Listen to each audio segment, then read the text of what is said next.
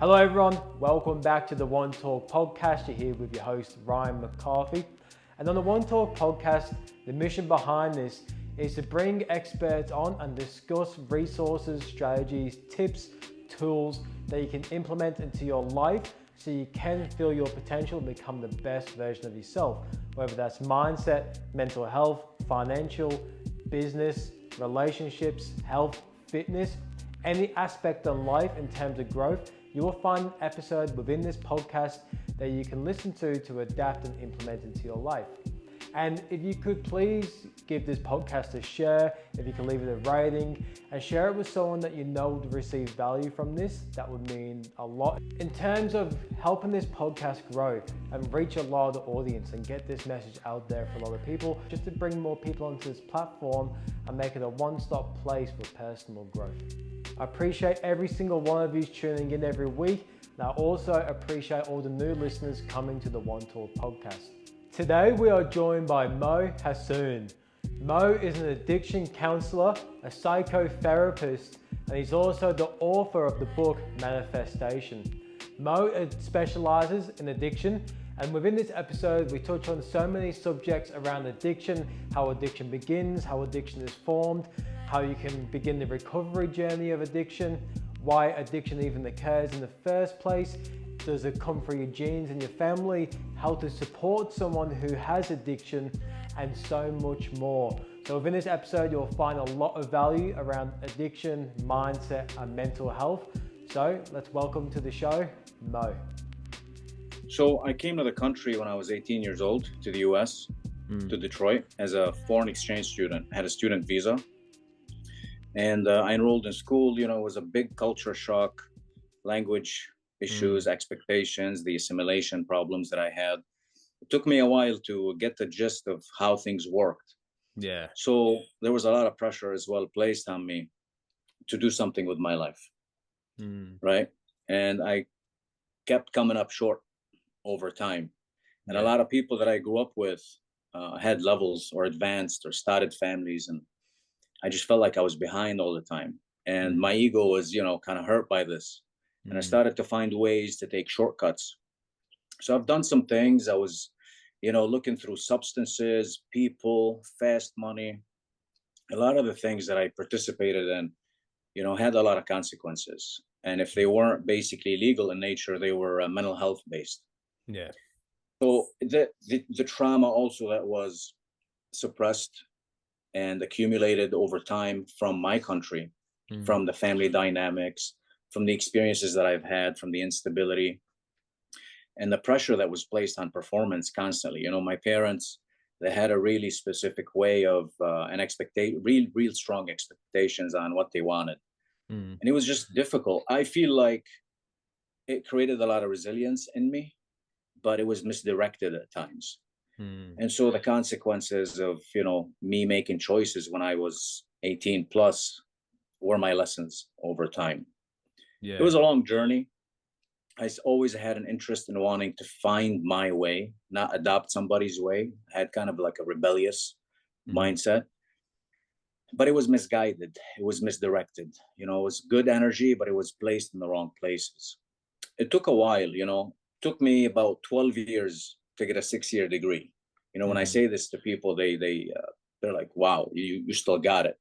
The reality of it is I was always struggling with finding myself and at the same time pleasing people. The direction was wrong.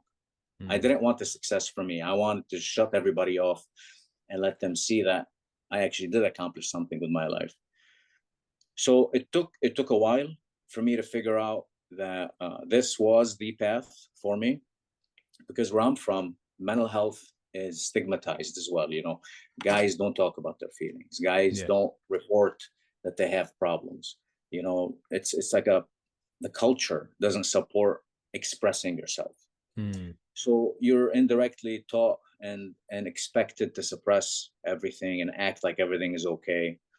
And that's when the pursuit to look for soothing elements starts, right? Whether it's through success, making money fast, whether it's through substances, whether it's through people and relationships. And it was quite a journey, brother.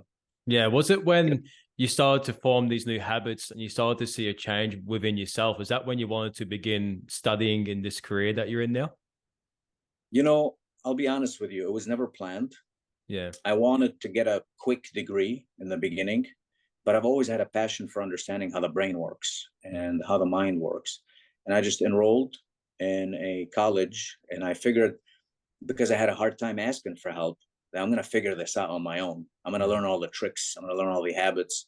So my intention of going to school was not clean. Yeah. It was basically a way of overcoming. And at the same time, I would secure a basic job so I can earn a stable income. It wasn't until I started actually doing the internship piece, and they, in a way, require you to go through counseling yourself, that I started to realize, man, I got issues. Like, there's a lot of stuff here. There's baggage, and I haven't categorized it. I haven't cleaned it up. I haven't purged it. And I started to notice that all I needed was someone to trust, someone that had results, someone that asked the right questions, someone that showed that they cared, but didn't enable. Yeah. And it was a process. It started this way, and then it developed into other things. But that was the beginning of it. It was a mandatory class where I had to act as a client. And then it began. Then the journey began. The awareness started to develop. And do you think that rebelliousness that you had within you, that you said you had at the beginning, do you reckon that's what helped drive you through the recovery stages as well? You know, in the beginning, I didn't really care about recovery. I just wanted to find a way, because you have to understand, like, the ego is very sneaky, and there's like two versions usually for us. The authentic version, which is dying to be vulnerable, which is dying to be authentic, which is dying to actually show its true self. And there's the other version, which is compensation based, that focuses on people pleasing, you know, portraying a certain image. And, you know, being the oldest in the family out of three boys, I had to lead. I had to figure out a way to, like, make an example. So a lot of it in the beginning, unfortunately, was aggression, a lot of violence, a lot of control, a lot of forced elements. And, you know, over time, I had to find a way to direct all this energy. So when I got into recovery, I resented the idea of showing vulnerability, or even the word surrender. Like, the concept of surrender, because there was resentments towards God. There was resentments towards the culture. There was resentments towards the system. Why am I going to surrender to this thing supposedly that's going to help me elevate to the next level, right? So I was still resistant even in recovery. Like, and individuals in stages of recovery don't really buy into it fully. You know, sometimes it could be an ultimatum. Sometimes you could be forced. Sometimes it could be legal motivated. So it's external in nature in the beginning, but it's up to the resources that you have and the people you meet along the way that could help enhance that level of motivation and create an internal, you know, incentive instead of just external ones. And that's where I started to notice is this is a gradual thing. So you accumulate information, you accumulate awareness, but then at times you want to go back to the old ways because they're so comfortable and they're so familiar. It's like 2 steps front, you know, to the front, few steps back, 2 steps front, few steps back, then maybe a few steps back and a few steps front. So it's not a straight line. But I believe the resources and the way the messages are delivered is so crucial, especially for young guys. I was hard to interact with, because if someone did not have results, I wasn't going to listen. Like, if I'm going to listen to you, am I going to be in your position? If I listen to you, right, am I going to have your power, your strength, your abilities? And so I didn't look up to anybody because I wasn't attracted to anyone that was talking to me. You see, the individuals I was connecting with maybe had degrees, but didn't have money. Maybe someone had, you know, life experience, but didn't take care of themselves physically. So there was no credibility to the speakers. Until it clicked. And I was like, wow, I could be that guy. I could actually be the guy I was looking for this whole time. I could become that person. And it took a while for all these elements to align. But I knew I had to have substance. I didn't want to just go up and try to help people based on perception and based on, you know, what I thought worked or based on what something in a book said. So it took time for me to connect all these pieces together. And I'm not saying I'm a completed project, but I'm levels ahead of where I started. I'm 12 years in the business. And the information that I have is very, very reliable. And I live it every single day. And I feel like using the social media platform is something that helps individuals see the behind the scenes of the life of an individual that actually has been through some things, overcame some things. People watch my page and they think I'm this rich, young, tattooed guy, right? And it's far from it. Far from it. This is the end result of years of suffering and pain. And, I got to a point where there was not only homicidal ideation, right? Wanting to hurt people and projecting my insecurities onto others, right? There was at points suicidal elements too. Yeah. And so this is something that I struggle to even communicate out in the open for a while, right? Because you walk around, you tell a bunch of guys, hey man, I thought about killing myself, and everybody's looking different at you. Like, really? Yeah. Oh, you're weak. And then the labels start to come up. But the reality is a lot of individuals are at different stages in their life journey. And if you're used to suppressing pain, all you're doing is you're filling your pain bucket. This is how I view the main movers and shakers in every human brain are pain and pleasure. These are the two driving factors. Any decision you make is either driven by pursuit of pain or pleasure, because some individuals are addicted to pain. And so that's their comfort zone. It sounds illogical to say, but if you study someone's patterns, you'd notice, their definitely. relationship with victimhood, right? That's their norm. Life is happening to me in a way. Yeah. Right? Life is not fair. And so that's kind of the dialogue that you have with your head. Or you're basically driven to avoid pain or pleasure. So the brain's two main mechanisms are pain and pleasure. So if you realize over a series of events, you take all this pain and you bury it. You take all this pain and you bury it. Your pain bucket reached its capacity. And that's what suicidal ideation is. The brain starts to send a message and states, well, if I can't kill the pain, maybe I need to kill the carrier of the pain. And so, yes, it's definitely illogical. It's definitely going to be evaluated as a sign of weakness. But in truth, the real good listeners, the individuals with awareness, they know. That's the individual that's carrying a lot of pain, not a lot of pleasure. Yeah, definitely. And I also want to ask a question that you touched on before, because I think this is an important piece for people that are seeking help and also maybe trying to recover from addiction, because it relates to me in my past. Because when I was a former drug addict, I was so addicted to pain and I couldn't look up to anyone because I felt like no one could help me and there was no role model I wanted to help or that I could use to help me.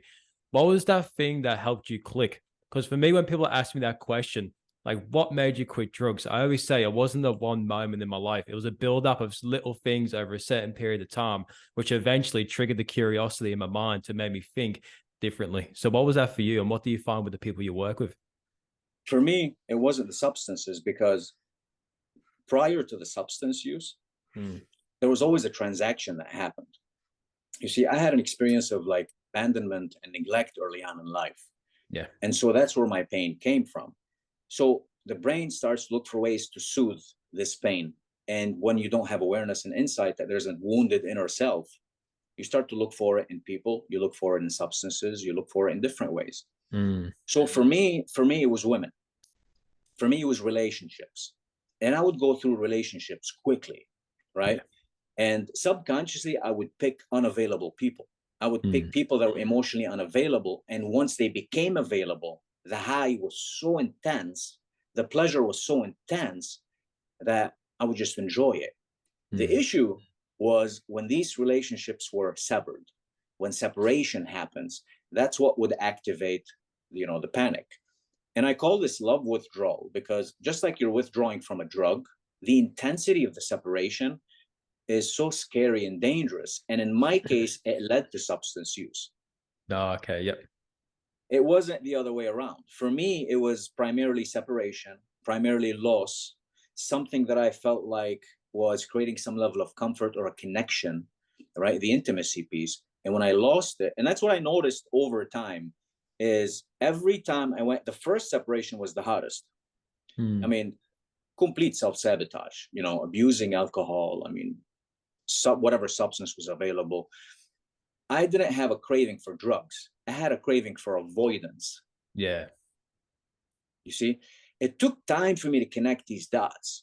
But when you look back at your patterns, or what we call defining moments, I've noticed there was a series of events. And that's what I recommend to everybody that's, you know, listening or watching or has an issue with a substance.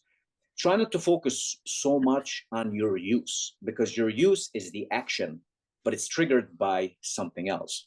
Okay, so it's either the presence or the absence of something. So we'll say it this way. The word relapse is an action word, right? Yeah. Relapse. Re means repeat something. So what precedes a relapse? Usually it's either an emotion or a thought. So when you have a lapse in thinking, when you have a lapse in an emotion that's not checked or interrupted, it could grow into a relapse. Yeah.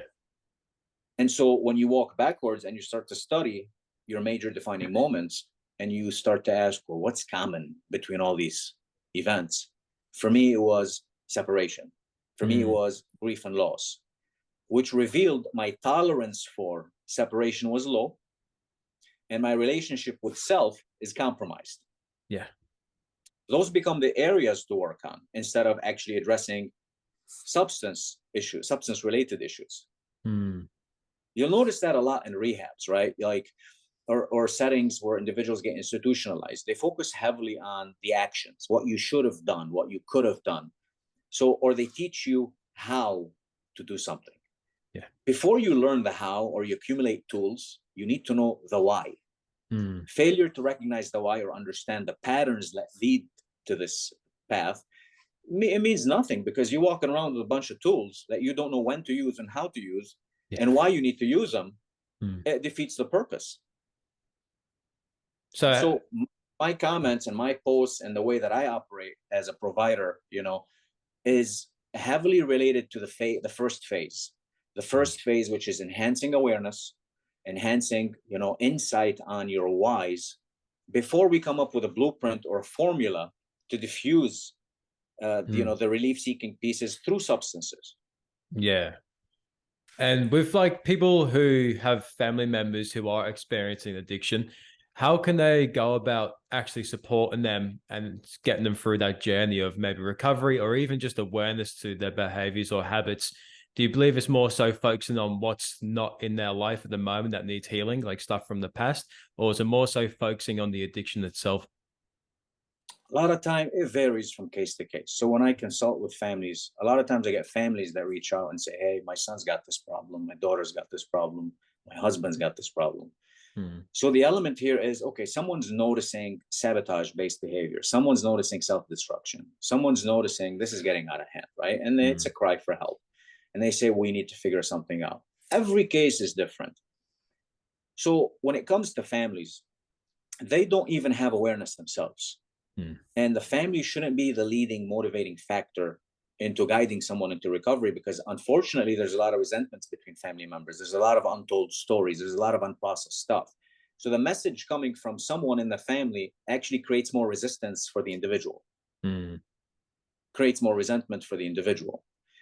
And you may say, well, are you recommending that they need to hit rock bottom? They need to actually crash? Well, watching them from a distance, trying to connect them to resources. And sometimes if it's voluntary, that's what you could do, is harm reduction or damage control from a space.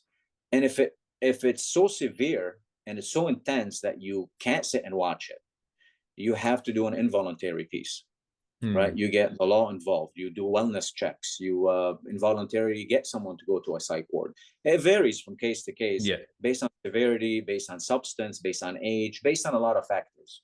It varies. Yeah, but no I doubt. recommend the family being the ones that are leading sources into recovery for someone, because you could be preventing them from reaching the gift of desperation as well. Suffering is a prerequisite to awareness, you know. It's necessary. And a lot of times families love their loved ones so much that they get in the way of them experiencing the right level of suffering to see, to request that. It Yeah, defeats well, the purpose in a way in some cases. that's very interesting because speaking about myself, when I first got clean from drugs, the thing that made me switch and start that journey was because it finally came from me. Like I felt like it was the first thing I was in control of rather than other people trying to direct me where to go. And once I had that sense of like, I'm in control here, it finally felt like I started to step into my masculinity more and be able to have that drive in my life. And that's what kind of drove me into sobriety as well. Do you find that a lot with the work you do as well? 100%. A Mm, lot of times it's just awareness that's missing. yeah. Sometimes, like your habit, the individual's habit is, and their primary focus is relief seeking. Mm, That's all. Their brain is so hypersensitive to survival, right? The individuals are not surviving when they're actively living this way. They're just surviving. They're not thriving. mm, And so they don't even believe thriving exists, right? In a lot of times, and they believe this method of operation is the norm. This is safe. This is familiar. We know they know that it's mm, illogical.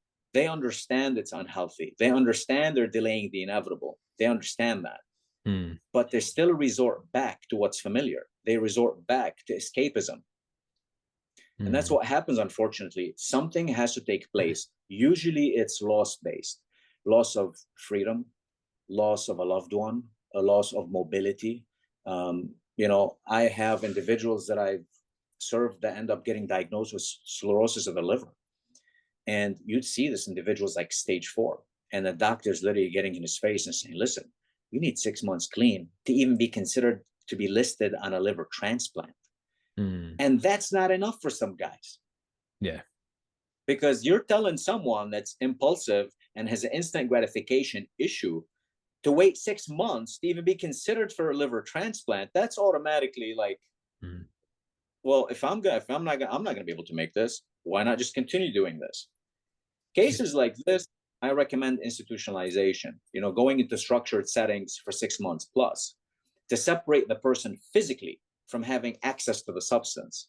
mm. Do you think also it can relate to people being addicted to pain and chaos as well? 100%, of course, Mm, because that's the norm, yeah. because that's what's familiar. Mm, I'd rather do what I know. I have individuals that come in and say, I am sick and tired of being sick and tired. I want to learn how to be happy. mm, So they think that this guy is going to teach them how to be happy.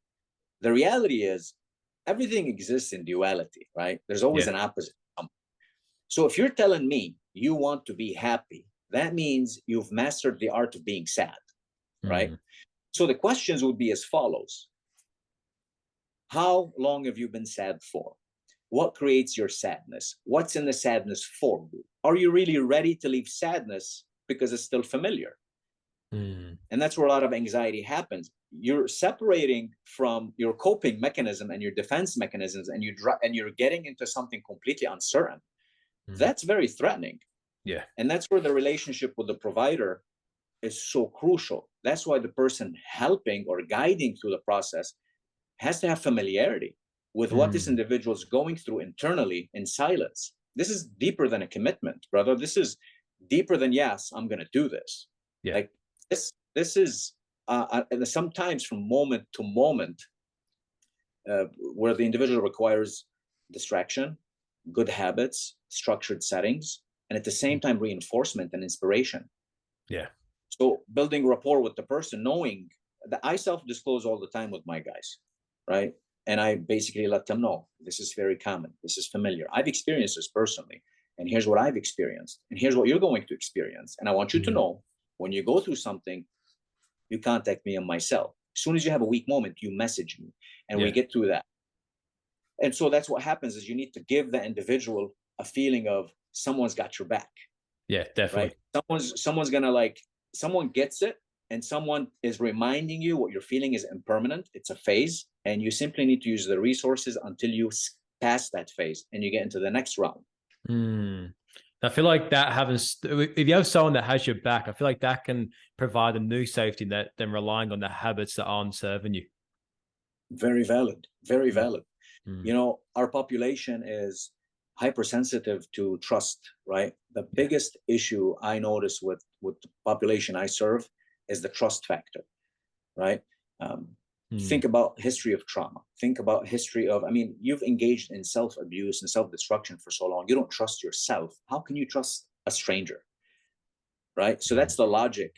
And that's why you need to speak to the wounded person in that individual and let him know, I am someone you could trust. But how can they trust you? And that's where you basically display the ability to build rapport with someone. And that's why I'm a big advocate for social media, because people get to see. Yeah. They see everything. They see if you fall, they see if you go up, and that creates accountability, I feel. Yeah. A lot of my guys that I've been getting recently are followers. You know, they see this individual, he gets up, he does his thing, he eats clean, he spends time with the family, he's working, he's providing feedback, he reads, they're seeing the lifestyle, right? And what happens is like, oh, wow, this is actually real. Like, someone is living this way, this is doable. Right? You're displaying it. You're not just going to a facility and witnessing someone in a freaking coat talking, using big terms and providing them with handouts or PowerPoint presentations and saying, here's how it's done. See you later.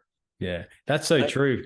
Yeah, because with my podcast and my page on Instagram and all my social medias, I feel like that helps me stay accountable for not going back to my old habits, because I've been sober now for 8 years. And I feel like because my mission is to help people in the space that I was once in, it helps to keep me accountable to not misdirect myself to go back there. So it helps me stay aware of my actions. Yeah, it's an added piece of protection. I firmly believe in that, because a lot of our guys need to get out of like their hypnotic rhythms, you know, a lot of their negative mindsets. And I get in them, but I have to display what I do. Like, no matter what mood I'm in, I still show up. No matter what experience I'm having, I still show up. I still do what I do. I'm still showing up. When someone who sees this, they start to develop trust. Okay, maybe this person has the blueprint. Maybe this person can teach me a few things. And that's all it is. It's buying into this process and understanding that I am missing insight. I am missing formulas. And it's beyond the motivation, because motivation isn't sufficient. Someone could say a few nice quotes. Perfect. That will serve you for a few hours. And then what? Yeah. You see, there's this idea of tolerance that our population needs to learn how to build. Any area in your life you're weakest in is where your tolerance is lowest. So, for example, let's say you go to a pain specialist. I mean, how does a pain specialist measure your pain? They give you a pain scale, right, with 10 different looking faces, and they ask you to pick a face. The face that you pick reveals your tolerance to pain. And so your perception of pain is heavily connected to your tolerance level. So if you pick within the first 3, 4, that suggests you have a high tolerance for pain. And if you pick 8, 9, 10, that suggests you have a low tolerance for pain.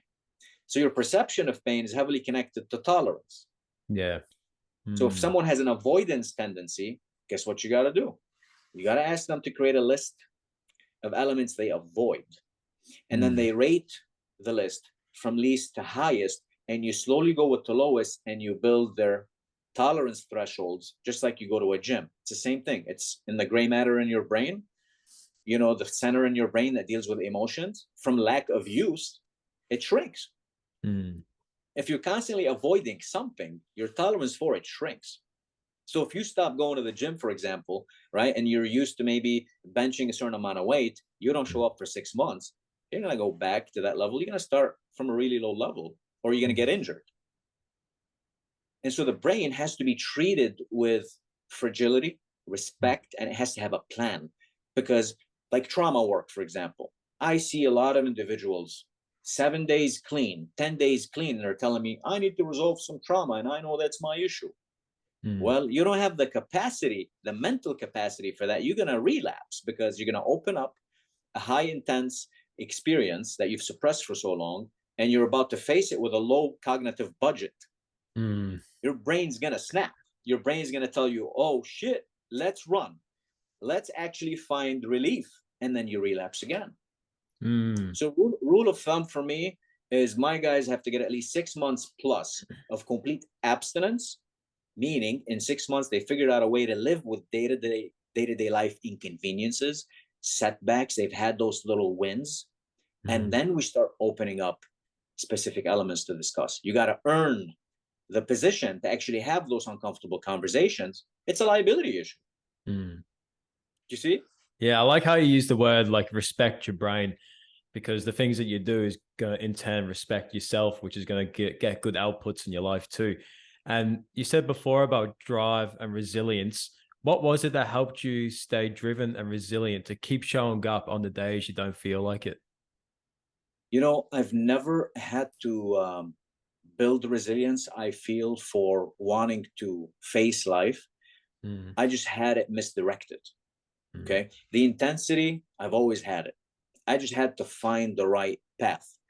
And with this population that we serve, everybody's got intensity. And I'll tell you why. If you're driving yourself into self-destruction, that's intense shit. mm, Okay. That's intense. For you to find a way to deceive yourself and consume a substance that's going to destroy your organs, your livelihood, your relationships, your well-being, your potential growth, that's intense. And mm. so this population specifically is a very intense population. Yeah. I just feel like it's misdirected. Mm, I'm no special. I tell my guys all the time, I'm not that special. All that happened is there's a series of events, just like you had a series of events. I got to a point where my awareness developed and I decided to do something with that. I made a mm. decision to do something with that. That's all it is. So do you find And some of the best ways to find that direction that's going to serve you is to go and seek help and speak to someone to get a different perspective and guidance? 100% Mm, seeking the right mentors, the right individuals that have been through it. You have to be picky. It's like sponsorship. You know, we recommend a lot of our individuals to go to like fellowship meetings, right? Go to AA, go to NA, go to Smart Recovery, go to Dharma Recovery. Get involved in a fellowship. You know, scan the room. mm, Pick an individual that is attractive, because mm, you need to pick someone that has something you don't have and stick to that individual. Spend time with them, call them, hang out mm. with them once a week, ask them what they do, right? Watch them communicate, watch them carry themselves, and automatically you adopt their traits. And Yeah. that's a beautiful thing. That's what sponsorship is all about. You don't just get someone that's going to keep you clean, because Mm, there's a difference between a sober person and a person in recovery, yeah. right? Being abstinent is not the same thing as being actively working towards change. They're two different experiences. Mm, Because you could substitute your substance addiction with a process addiction. You're just physically clean, but you're still distracting and avoiding in different forms. yeah. You see? And that shows how important your environment is as well. Because the famous saying, you become the five people you hang around. But if you seek the right mentor, you start to, like you say, you start to model in their habits, you start to model their things they do that serve them in their life, and you can start to grow to that. And then from there on, you can keep finding other people that you want to succeed into. Right. It develops, and then they could connect you with their people. You know, in the beginning, you need to tap into awareness, right? Before you start working on anything else, you need to start understanding why you're getting in your own way. Yeah. Right? Why am I getting in my own way? That's a wonderful question to ask. Like in my book, I wrote a book on, you know, recovery, right? But I had my own view of recovery. I don't see recovery as recovering from a substance. I see recovery as recovering the whole self. Yeah. Okay. The word recovery simply suggests there's something there that you're trying to recover. Mm, So I feel like our understanding of the term sometimes is so limited to substance-based issues that we miss the whole picture, and we're only focusing on that picture, right? Is how do I get clean? It's deeper mm. than that. It's deeper than That's that.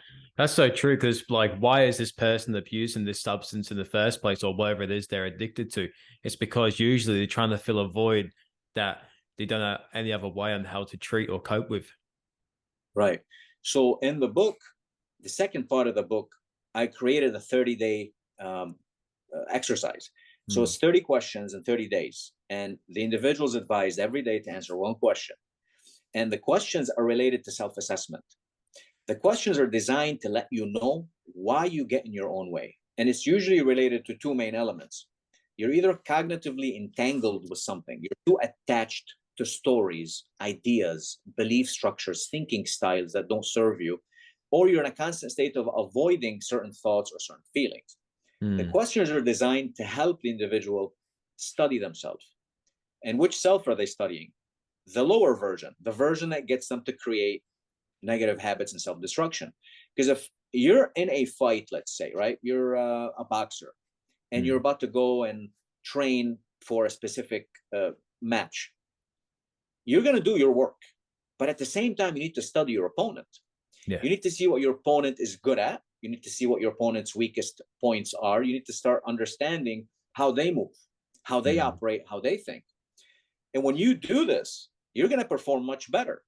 So instead of blindly going into a fight, right, just training and doing all the necessary things, you could have the best coach on the planet. But if you're going in with uncertainty on who you're facing, it's pretty risky. That's so true. It's like with the things that challenges in our life, if we don't actually study them to understand them, we're not going to truly, like, we can get all the mechanisms in the world to fight it, but we don't understand the opponent, and the mechanisms might not work. And that's the whole concept behind how I operate. I want my people to know you're in your own way. And there's a version of you that's been trained, that's so strong, and you need to find a way to beat it. And in order for you to beat anything, you have to become very familiar with it, how it moves, how it thinks, how it operates, patterns. You need to study the patterns of that self and diffuse it. Yeah. And that's how it works. So that's why I believe firmly in studying the self, the part of the self that got you into the state that you're in, before you actually develop the new self. A lot of times you'd find individuals adopt new methods, they're learning new things, and they're habitually constructing a good version, supposedly, but the intention behind it is compensation based. You're not going to maintain that guy. You're not, because at some point, the old guy's going to come out and knock you out. Yeah. So this is the idea, is how do I become familiar with him? How do I learn how to diffuse him and still adopt traits and with the right intention, establish the new version, not from a compensation standpoint. Like aligning intention with action is huge for me. I don't care about the actions alone, because if they're not driven by the right motives, you're going to crash. Yeah, because it's not actually serving you or fulfilling you. You're gonna crash. You'll see a lot of successful guys. I have some high profile cases, with in my practice. These guys are like CEO levels and higher. And you'd notice and you'd see, wow, this individual is a huge success in the social department, in the career world, but his family life is compromised. His physical health is compromised. His mental health is compromised. His spiritual growth is compromised. So you'd see his success is actually a compensation for all these other elements in his life. That's not a complete balanced, well human being. That's not. Despite the success, despite the car he drives, despite the locations he travels and he visits, he's an unhappy individual. And for yeah, for sure. And for like those people that just say, but I've just got an addictive personality, so I'm always drawn to things. What's your perspective on addictive personality? We're all addicted. Some of us are willing to admit it, some of us are not. So addiction, primarily, if you really understand the motive behind the term addicted, right? Your lower self is always addicted to something. Okay, the addicted personality simply suggests that you're looking for a label to justify why you're not being effective and, why you're not where you're supposed to be in life. It's just an excuse. Okay? And yes, there's traits that sabotage your own progress, but at the same time, you need to recognize everybody's addicted, whether they want to admit it or not, whether they're aware of it or not. What are we addicted to? Well, the human brain's main design is comfort seeking. Yeah. So even if the consequences aren't as profound as someone that's abusing substances, think about someone that's addicted to consuming, really, really poor food, like having a poor diet, addicted to procrastination, addicted to justification, addicted to staying in unhealthy relationships, addicted to staying in a job that doesn't compensate you well. Everybody's addicted in a way to comfort. Yeah. And they find it in different forms. Some elements don't have a same or like a similar profound effect like substances, but in reality, if you study someone's lifestyle, you'd see. My issue is it's okay to be addicted, but drive your addiction into elements that you could be addicted to personal growth. What's wrong with that? You could be addicted to developing yourself to the highest potential. What's wrong with that? Yeah. But it has to be balanced. So when you think about the human, there's 5 dimensions that I feel like every human must invest in. You got the physical element, you got the mental one, the emotional one, the social one, and the spiritual one. So you could be obsessed with building all of your dimensions. Everybody's going to benefit from that because you're feeling great investing in you, and you're going to be able to give back what you have. You'll give back what's in you.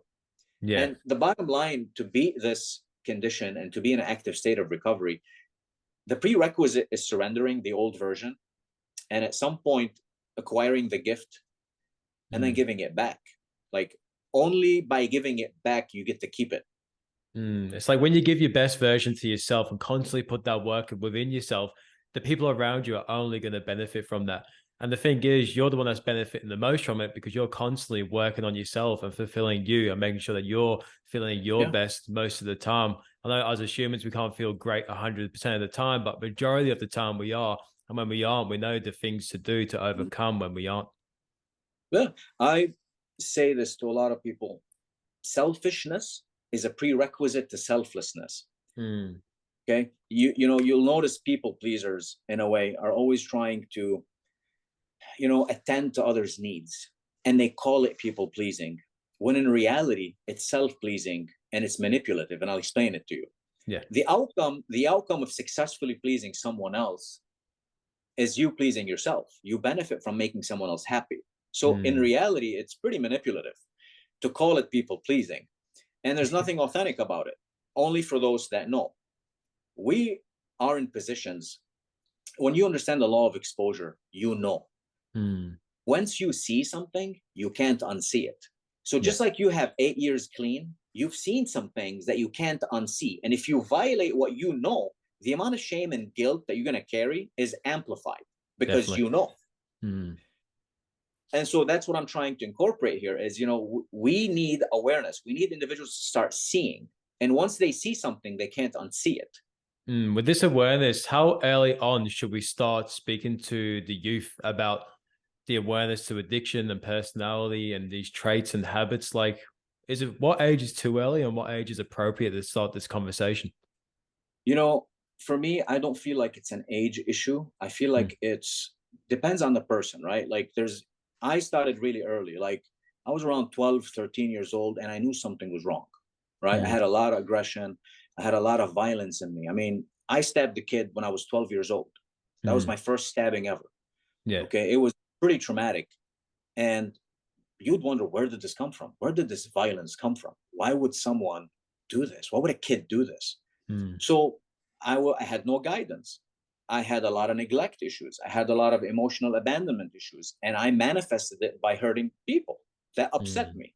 I didn't walk around hurting people, but you check me, it's an opportunity for me to express all the shit that I suppressed.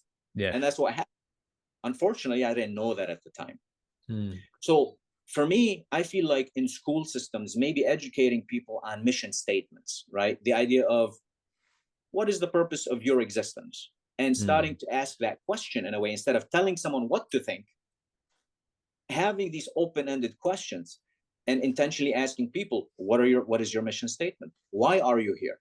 That forces that person to start studying what they want, what's in the way, how can they get to it? Do I have the resources for it? It opens up this whole spectrum of thinking that could enhance awareness. My individuals that come in to see me, I automatically ask them to create a mission statement, because once they violate it, I pull it up and I make them read it. You told me this on this date at this time. Here's what you stated. You're in violation mode. What happened? Why would you compromise what you said on this date? And that forces them to see, oh, you know, I'm not upholding my standards. I'm violating what I'm saying. I'm not respecting my word. And so in a way, introducing it early, asking the right questions instead of guiding and educating. Asking the right questions is important because it triggers our curiosity in the mind. Yeah, I mean, service work. Most likely you attend sites or schools or churches or facilities, and you may speak. You give your time to maybe the youth, right? And a lot of times you're looked at as this, who is this guy coming in here telling us some things? The approach, in my view, would always be maybe talking to a couple of people in the crowd and started to asking them, why'd you join today? Did they force you to do this? And in a way, starting it in a humorous based transaction, especially with the youth, and letting them feel like they're in charge, because a lot of times they want to lead. They don't want to follow. Yeah. You see, like feeding that lion inside that individual. Like a lot of times it's just suppressed, and you just have to follow this, and you have to follow this plan and this rule, and this is what's expected, and this is what's correct. No, let's let an individual express themselves the way that they need, and then help guide their energy. That's what I feel like we do, guiding energy instead of educating or leading people. I agree with that completely, because I worked in youth work for a few years, and I saw that with young men, being able to have them shift their energy into things that are going to serve them, rather than just getting out a whiteboard and lecturing them about this is what happens when you smoke weed, this is what happens when you abuse meth. That was completely the wrong way to go about it, and I saw that working in that space, and it's like all these young men, they have this energy within themselves that they need to express. They just need to find a way to express it that is going to serve them throughout life. And it's just help them direct that. Yeah. You imagine you're 15, 16, 17, 18. Someone's coming in, you don't know them, and they're coming in to tell you some things about how bad something is. Yeah. Really? Like, that's not effective. That doesn't speak to the level of that individual. Yeah. It doesn't. And that's the issue, is you're trying to deter something. And that individual may see, well, it's something I need to experience. Instead of asking someone what their experience is, what are your thoughts on this? How do you feel like this would actually support your mission statement? How would this get in the way of your mission statement? They start to see their thoughts as investments. Yeah. You see? Yeah. And I feel like if you tell them like what to do and educate them, it makes them go the other way, because you want to rebel against it. So it's better to guard. Yeah. Because the brain's designed to resist. Yeah. The brain is designed to choose the path of least resistance. That's the brain's job. How do I seek comfort? How do I find a way to justify this is not helping me, right? And I'm going to figure it out my way. So it's pretty good question. But, I feel like it's up to people like us that have insight and awareness to actually touch as many people as possible with our approach. Definitely. And like you said, especially on those 5 pillars as well, because I feel like sometimes the message can get mixed on what we should work on, whether it's the physical, mental, emotional, spiritual, etc. It's like, no, we've got to work on them all as a collective so we can actually change a whole state. Exactly. You got individuals that have strength in the physical realm. You might find someone that has strength in the social realm. So you work on the strength and you feed the weaknesses too. So you could help elevate them to be, in a way, a creative piece for the full spectrum of the person. Balance is key in all of our affairs. Yeah. But unfortunately, the brain wants to compensate for something that's weak, and it focuses on what is working. And you go with that, and you end up developing a relationship with it, and it becomes your lifeline.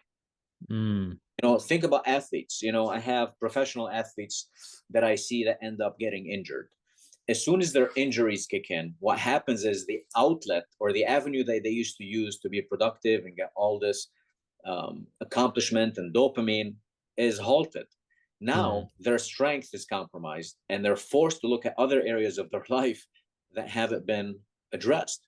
Yeah. It could be mental health. It could be family stuff. It could be childhood stuff. And then you wonder why. And they're thinking, oh, well, the doctors prescribed opioids. Got it.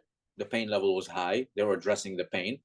But the brain doesn't know the difference between physical pain and emotional pain. As soon as you consume an opioid or a pain-based substance, it's going to address both issues, the emotional and the physical piece. And a lot of times individuals don't have that. So that person's probability of developing an addiction is amplified because they're suppressing multiple things, even if they're not aware of it.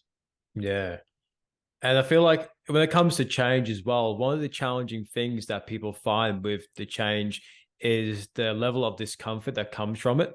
So how can someone build the willingness to discomfort? Because I heard you talking about it on another podcast, and I found it really interesting. So just like progressive overload is used in the gym, right? Yeah. At like physical fitness facilities, we have to use the same model for the mental health. If you don't recognize the relationship between avoidance and tolerance, you're not going to get through when it comes to recovery. Recovery is all about accepting life on life's terms, right? There's going to be inconveniences, there's going to be setbacks. Yeah. So when these, not if, when these things hit, do you have a system? Do you have a response style to actually incorporate when you're confronted with these things without you choosing a compromised route? So what we're doing is we have to have a habitual system, principles that are daily implemented to build that tolerance until the events happen. So you know, like one of my mentors always states this, you don't grow into your goals, you don't gain your goals, you fall back into the strength of your system. So you have to constantly be in preparation mode for those events, because you will endure losses, you will experience setbacks and suffering, but do you have a system that has the right level of tolerance to withhold yourself and your standards until that phase passes? See? Yeah, it's like, so oh, sorry, you keep going. So with relation to building willingness, right, we have to, first of all, when I incorporate the concept of willingness, a lot of times my patients don't know the difference between willingness and ability. Right? Everybody's able to change, but not everybody's willing. Yeah. And the key component here, it's always connected to tolerance. So if your discomfort threshold is low, your willingness potential is low. So in order for you to build willingness, you have to choose the elements of discomfort the individual avoids, rank them like we stated prior, and slowly work from the bottom up. And you've got to focus on those strengths as well and build them up, because I found with the work I do, and especially with myself in the past, I used to try with myself, focus on building my weaknesses, but I never had the strength to even overcome any challenges because none of my strengths were strong enough to help me overcome the challenges I was facing. So once I started focusing on my strengths, then my weaknesses were able to become stronger. Right. You know, like the fellowship, for example, a lot of times people ask, well, what's the point of going to a meeting and constantly repeating what I'm going through? What happens is the more that you talk about something, the more that you express something, the intensity it has on you shrinks. Yeah. Right. Think about grief and loss, for example. Like when you lose someone, you go through various stages, right? Denial, shock, bargaining, depression, anger, etc., until you reach the stage of acceptance. You don't get to acceptance unless you actually talk and express all those feelings throughout these stages. You can't skip a stage. And so the more that you go and talk, and the more that you communicate about something, the intensity it has or the effect it has on you shrinks. And that's what's building tolerance as well. But we're not recommending someone gets entangled with their story and keeps repeating their pain over and over and over again to prevent them from action. No, we're doing it for the right intention. We're doing it so we skip through the stages and pass through this slowly until we reach the stage of acceptance. That's so true. And I'm very glad you shared that. And I also wanted to hear more about your WAR acronym that you had as well. So when an individual comes in and states to me, I want to change, I want to be this version, I want to do so and so, I'm usually assessing the WAR acronym with them. I'm looking at their willingness thresholds, their abilities, and I'm looking at their readiness. So I assess all three. Anytime someone's refusing or resisting to actually begin the process of change, they're either missing one or more of these elements. Yeah. So most of the people that come in, they have an ability, they have access to resources, and they say that they're ready, but they don't have the willingness. So they won't move forward unless they get the willingness to match their ability and their readiness. And these are all invisible items, because if you don't talk about them and you don't separate them this way and explain it to the consumer that's coming in to see you, they're going to think, oh, it's just a commitment issue. Yeah. Oh, it's just put some money on it. No, there's like legitimate inner dialogue work that has to happen. And you have to understand that before you accept something, there's an attachment to resistance. And like you said, speaking can help and bring it into existence. 100%. If you speak with the right person that actually understands dynamic, right? The dynamics of change. Change isn't something that you just suddenly, because you had an overdose and you feel bad and you're ashamed and you're like, okay, now I got to make a move. That's not sufficient. There has to be more to it than that. Right? Are you willing to actually endure this process? Purpose over pleasure. Are you willing to actually have intentional adversity pursuit every day? Because if you think you're going through change to stop some form of suffering through a substance, and you're not going to endure any suffering, it's not going to work. Yeah. And that's what switches is you switch the individual's unnecessary suffering into necessary suffering. That's the shift in mindset, is this is non-negotiable. I have to pursue discomfort and suffering that's necessary in these realms in order for me to eliminate unnecessary suffering. Yeah. You see the shift in the mindset? Yeah, definitely. And I can see how that would work, especially with basically nearly everyone. I think that's why it's important to find someone that you really connect with when it comes to getting support and help, because some people can go to a psychologist or whatever it is once, not connect with that person, then tell themselves they're completely off going again because psychology or therapy doesn't work for them. But it comes down to relationship building and finding the right person that you want to seek guidance from. Right. Professionals, are trained to diagnose. A lot of professionals are trained, how do I explain this? Label elements and find ways to confirm the pain that someone is feeling. And that model doesn't work. Yeah. So I'm not saying all, but in a way, you'll meet a lot of individuals that come in and say, well, I've seen this therapist. I've had a bad taste for therapy in prior because all they did was listen to me and just don't give me any guidance. They don't give me any insight. They don't make me feel like they have a plan or a formula. They're just letting me speak. And so therapy does assist with that. But unfortunately, if you're not, as a provider, disputing or, directing the conversation to lead the individual to noticing their attachment to the story or the purpose behind their share or what they're accomplishing, because they could be reinforcing their relationship with their pain. And sometimes that's confused because you think as a provider, you have to be compassionate, right? Like I have to be compassionate here and just listen. Unfortunately, compassion isn't enough. Yeah. Okay. It has to be a balance between compression and compassion. You have to push and pull, push and pull. It's an art. It's like tug of war. Exactly, man. It's an art. Literally, it's an art. Learning how to ask, learning how to listen, learning when to intervene, learning what to say, learning how to ask open-ended questions. It's a process, because the outcome finally is, what is the aim at the end of the day? You want the individual that's coming to see you to suffer less.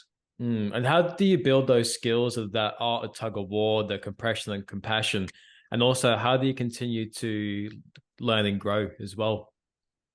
It depends for every person. For me, it was experience. For me, it was a lot of errors. Yeah. A lot of errors. For me, what I feel like also worked was choosing a specific system and mastering it. Instead of learning 12, 13 models of therapy, pick one and stick with it. Specialize in one specific theme. So there's like CBT models, right? Cognitive behavioral therapy. There's person-centered approach. There's solution-focused approaches. I work out of the ACT model, acceptance and commitment therapy. Okay. So I had to basically pursue further education in that specific model. And I believe it works, and I apply it and I demonstrate it and I educate people on it. And so that's what I feel like would work the best, is for you as a helper, master a specific formula or a specific blueprint, live it, portray it, show it, showcase it, personify the teaching in a way, and then help someone adopt it. 100%. I feel like with myself too, when I'm learning something, I always want to give my learnings to other people as soon as I acquire it. Obviously, when I fully understand what I'm going to say to someone, but as soon as I understand that information, I'm so eager to be able to push that to people that I know that will benefit from it. Right. There's also a level of humility and a limitation that we need to be mindful of when it comes to providing service. Yeah. You're responsible for delivery, but you're not responsible for receipt. Yeah. So the individual's ability to receive a message is on them. Yeah. No matter how good your message is, no matter how strong your message is, the other party has to play their role. They have to be willing to give too. Yeah. And I feel like I've seen in this mental health industry, a lot of counselors can burn themselves out because of that reason as well, because they feel like they're not doing enough or they don't feel worthy enough. And they start spiraling that down onto themselves and blame themselves for that. Is that something you've experienced, or do you do things that can help you keep that awareness so you don't fall down that path? It depends on the candidate as well. Let's say a trauma trauma victim comes in. A lot of times there's going to be a lot of listening in the beginning. So they could actually have a chance to share their story, right? And then you start to locate themes of attachment to the story. And then at some point, they have to find the right time to dispute. For someone else, it could be 20 rehabs in, and they have all the information in the world, but they're not implementing. So I have to step it up on the implementation realm. So it varies from case to case. But I do my best not to personalize why someone isn't making progress. And usually when I notice lack of progress or lack of movement, I communicate it to the person, and I share with them what I'm witnessing. I share with them what I notice is the barrier. I don't judge them or criticize them for it. I simply say, here's what you're doing that's not allowing you to get to the next level. And this is an area I highly suggest you spend a little more time reflecting on. And don't come back and see me unless you have a desire to discuss this.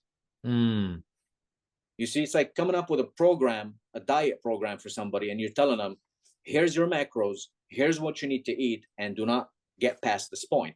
And they constantly do it.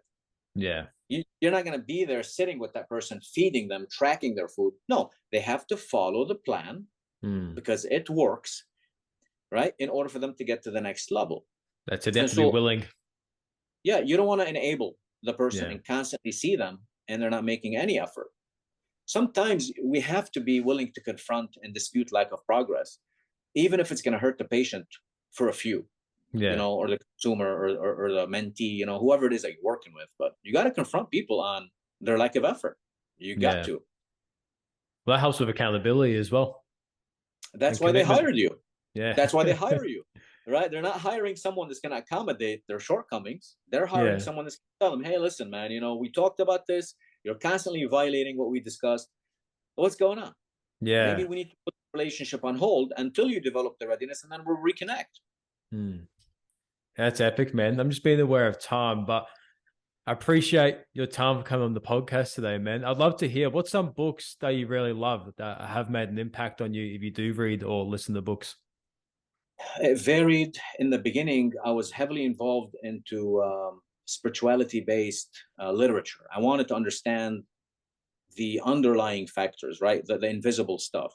A wonderful book that I read was called The Reality of Being. It's written by one of the followers of a famous teacher named George Gurdjieff. I'm going to write that down. That book was very profound. Put things into perspective with relation to awareness. Another book that I find very helpful, and I recommend it all the time to clients, called The Obstacle is the Way by Ryan Holiday. Oh, he's great. So that's a book I highly recommend because it's easy to read. A lot of times the consumer also has a certain level of education that you want to honor and respect, because not everybody can comprehend certain type of literature, Yeah, definitely. Another book, I'm big on poetry and art. I read a lot of poetry primarily, not just educational stuff, because it intentionally forces you to reflect beyond your brain, right? It's so artistic that it forces you to go beyond just the threshold of cognition. It was called The Prophet. That book is pretty profound too. I actually have 2 copies that I've signed and dated for my daughters. When they're older, that's what I'm leaving behind for them. That's epic. Yeah, it's beautiful. I feel like it changed my perspective on relationship with self, people, the world, higher power elements. And, there's a lot of answers in it if you really dive into it. It's not direct, but it forces you to go within. I found that with the book, The Way of the Superior Man by David Dida. That brought a lot of shifts for me personally. That's one of my favorite books of all time. Yeah, that's a great book. Outwitting the Devil is a really good book as well, because it focuses on the 2 versions of the self too. Profound content in that one as well.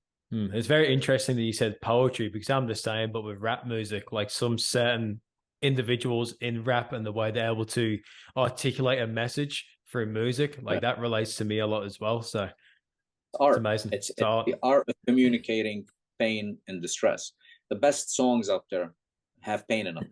They don't have pleasure primarily, right? Yeah. So our relationship with pain is what we need to address when it comes to recovery, and understanding pain is okay. as long as it's attached to a certain type of purpose and it's aligned with clean intentions, because it could be easily turned into sabotage and justification, right? Of destruction. Yeah. Another recommended book is Manifestations by Mo Hassoun as well.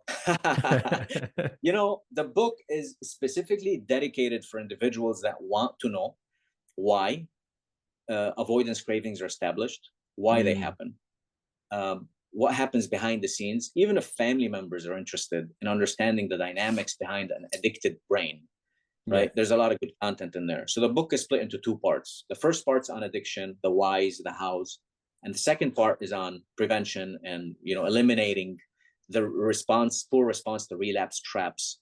And it talks a lot about codependency and denial, resentments, reservations, doubt. And there's a specific section in there that I feel makes a huge difference for clients on shifting their mindset from evaluation to observation. I feel like that's a big piece of the inner dialogue puzzle as well. And for the listeners here as well, if you listen to this episode and you align with what Mo was talking about, rather, it reflects within yourself, it reflects in the people that you see, or family members or friends, or you're just interested in anything he does personally, go check out that book, because I feel like that book would be a massive deep dive and a massive extension of what this podcast was. Definitely. Thank you so much for your time. And maybe we could connect again and talk about different topics. Definitely. I'm 100% keen. I really enjoyed this chat, and I'll be keen to deep dive in a lot of different things around mindset, spirituality, mental health, the whole ordeal, for sure. I appreciate your time, brother. No worries, man. And I'll link everything for Mo as well. So I'll link his book in the show notes. I'll link his Instagram page. Everywhere where you can find Mo will be in the bio of this episode. So please check out the bio, and we'll catch us next time. Cheers. Yeah, thank you.